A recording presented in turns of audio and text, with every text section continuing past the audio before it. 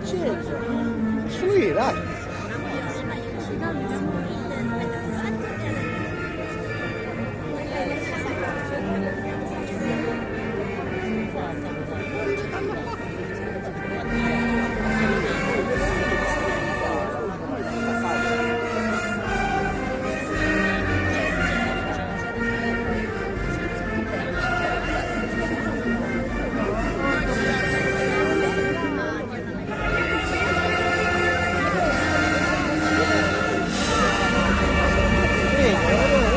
Bene.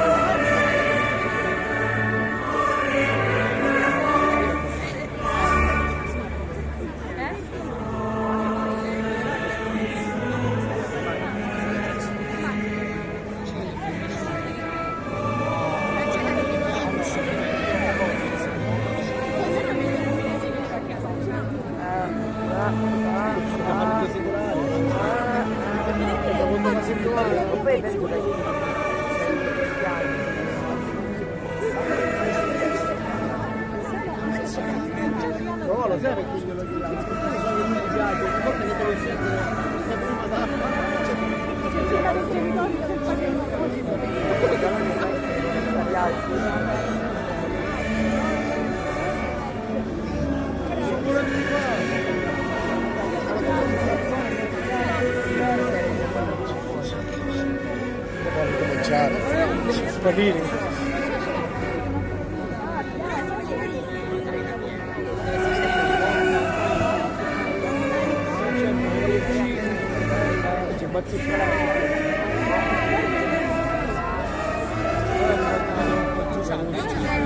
da io basta a casa, questo.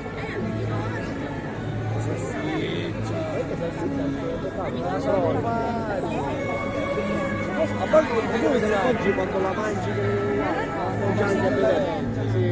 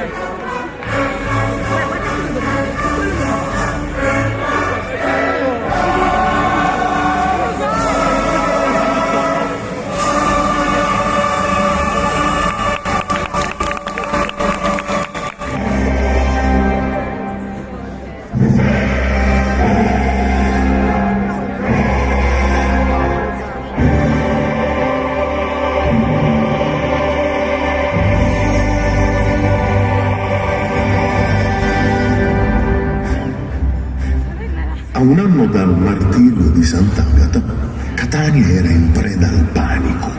Una terribile eruzione da giorni atterriva i cittadini.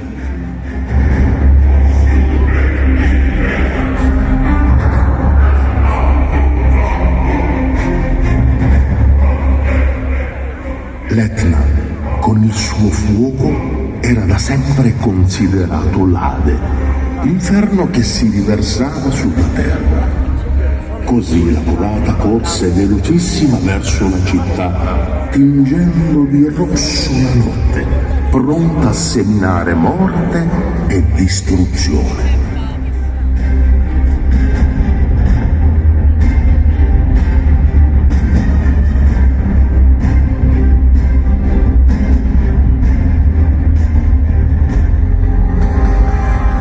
Finché il velo della santa, prelevato dal suo sepolcro, non fu portato in processione e posto davanti alla lava, che d'improvviso si fermò tra il giubilo degli astanti.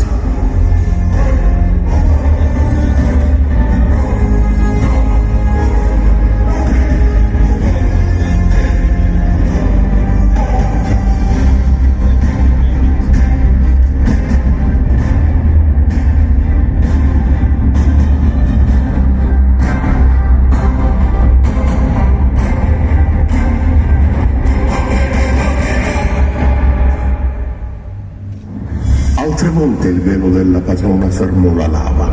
Nel 1169, quando un terremoto fece da preludio ad una tremenda eruzione, e ancora nel 1239, nel 1381, nel 1408, nel 1444, nel 1536, nel 1567 e nel 1635.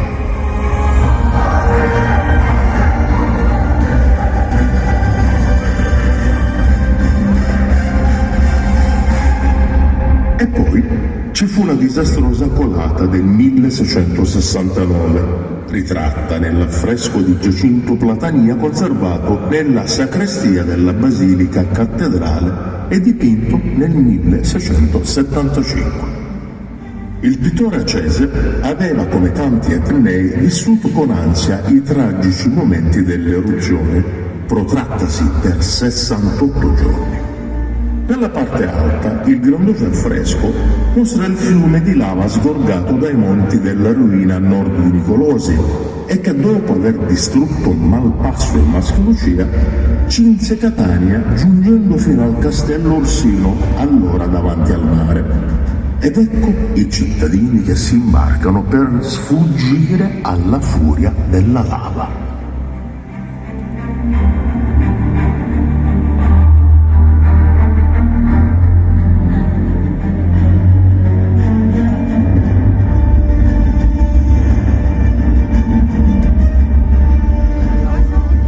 E nel luglio del 1669 il fronte lavico, giunto a poche centinaia di metri dal Duomo, cambiò strada. E invece di seppellire i luoghi della prigionia e del martirio di Agata, si riversò in mare.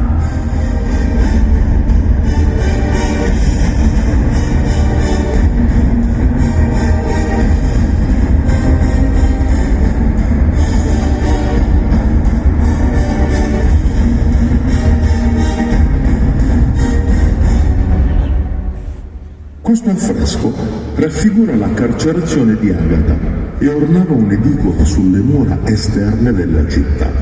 Oggi il dipinto si trova sull'altar maggiore della chiesa di Sant'Agata alle Sciare, perché miracolosamente la lava non lo seppellì, ma lo spostò per quasi 1 chilometro, lasciandolo intatto.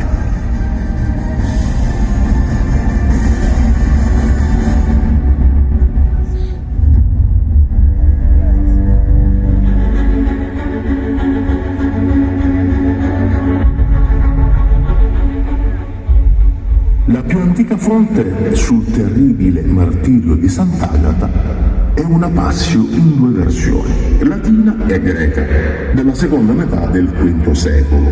Già in quegli scritti si fa risalire la morte al 5 febbraio 251, durante la persecuzione di Decio. Un anno prima dell'eruzione di cui narravamo, al termine della quale l'intero popolo di Catania si segnò, si inginocchiò e prese a ricordare il terribile martirio di Agata, la buona.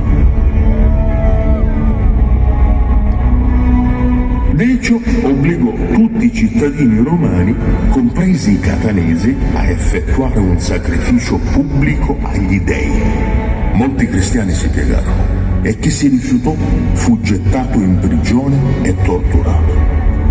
Agata, appena una fanciulla, apparteneva ad una famiglia aristocratica. Rifiutò di sottomettersi alla legge imperiale e fu fatta arrestare dal proconsole Quinziano, che tentò inutilmente di corromperla affidandola alla matrona Afrodisia. Nel successivo processo, Agata riaffermò la propria fede in Cristo e Quinziano dispose che fosse torturata, oltraggiando la sua femminilità, facendole strappare le mammelle. Agata è da allora il simbolo non solo della dignità delle donne, ma un modello per chi non teme di esprimere la propria fede, di esercitare la propria libertà. Una giovane capace di battersi da sola contro conformismo e potere.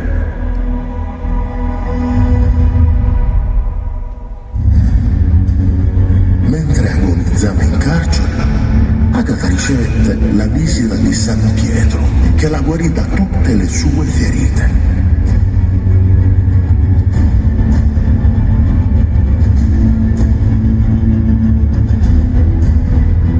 Il miracolo fu palese quando la fanciulla fu riportata di fronte al proconsole, al quale non rimase che condannarla a morte, facendola rivoltare a corpo nudo su carboni ardenti e cocci di vetro.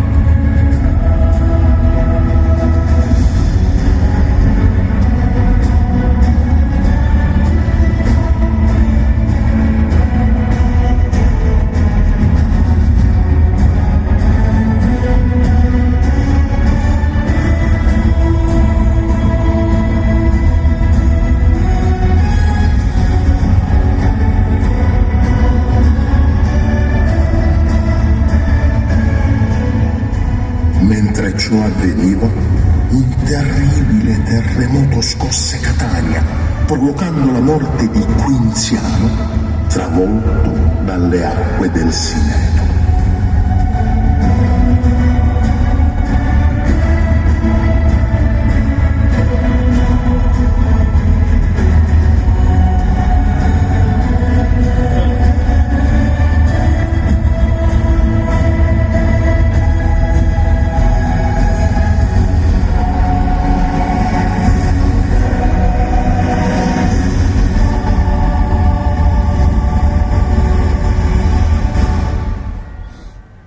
Accadde poi che quando il sepolcro stava per essere chiuso, apparve un fanciullo, vestito di seta bianca, seguito da altri 100 giovanetti pieni di luce, e depose sul capo di Agata una tavoletta con un'iscrizione latina, l'elogio dell'angelo, che la proclamava protettrice di Catania.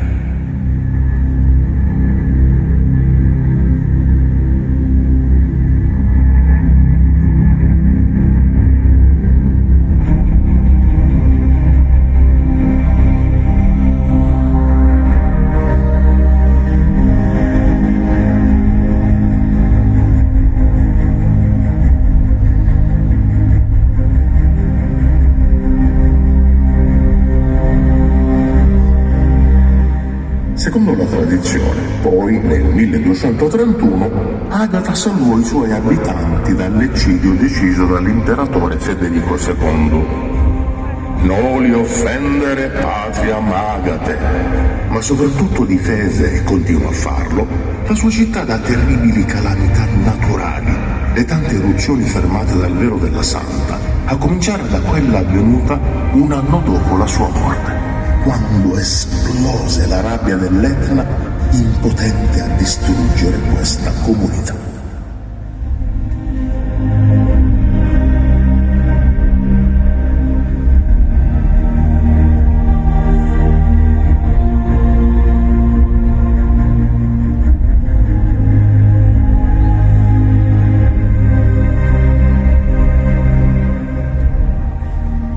In anni recenti, nel 1886, quando una bocca eruttiva si aprì a Nicolosi, il velo della Santa venne condotto in processione per fermare la lava, grazie al cardinale Giuseppe Benedetto Gusmet, poi proclamato beato e che allora guidò le preghiere del popolo.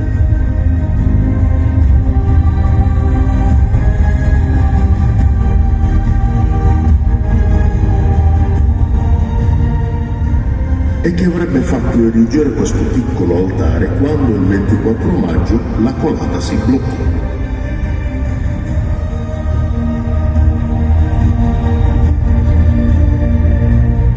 Il velo fermò ancora una volta il fuoco distruttore, fermò il male, frenò la rovinosa potenza dell'Etna.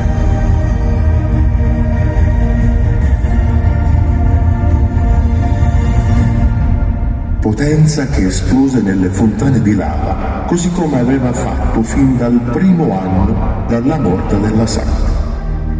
L'Etna fece un gioco di fuoco che si mutò in occasione di gioia per il popolo. Chissà, forse nacque allora l'idea dei fuochi d'artificio per esprimere un'irrefrenabile gioia.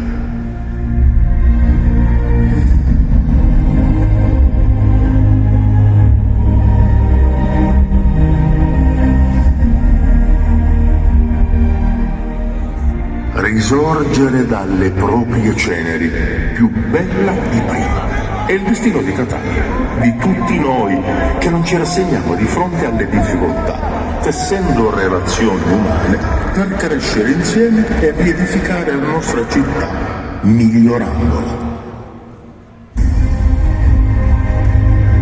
Tornando al grandioso affresco di Giacinto Platania, esso rappresenta anche un importante documento che testimonia quale fosse la struttura urbanistica della città prima del terribile terremoto del 9 e dell'11 gennaio 1693. Catania venne rasa al suolo e il sisma uccise 18.000 dei 27.000 abitanti.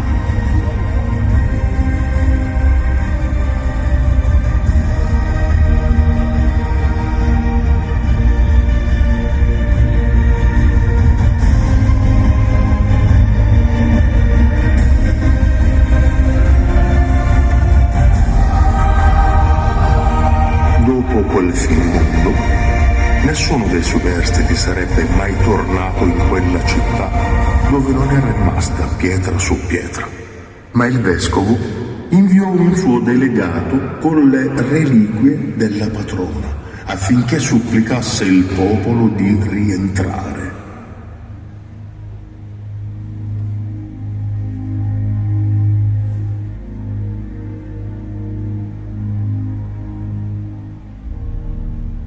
Così Catania, grazie a Sant'Agata, rinacque ancora una volta più bella di prima. Giuseppe Lanza, duca di Camastra, vicario del viceré per la ricostruzione, pose le basi per vestirla di quel barocco fiorito, poi proclamato dall'UNESCO patrimonio dell'umanità.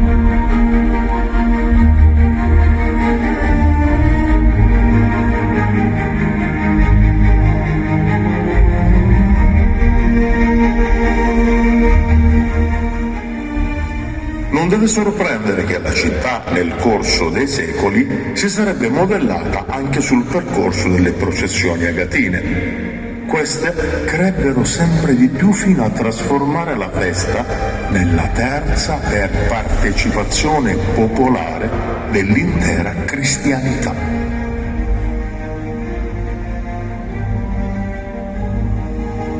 Quel velo di Sant'Agata che ha sempre fermato la lava è il simbolo non solo di una giovane che seppe mantenersi fedele alle proprie idee, ma di noi tutti. Quando sostenuti dalla fede ci dimostriamo coerenti con noi stessi, pronti a lottare contro ciò che distrugge la vita.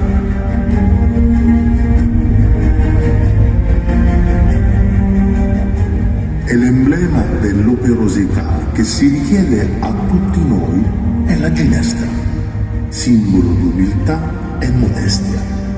Con le sue radici penetra la roccia lavica, la spezza, la tritura, la muta in terra, fertilissima. Dobbiamo essere come la ginestra, che rende feconda la roccia più dura quando lavoriamo per la nostra Catania.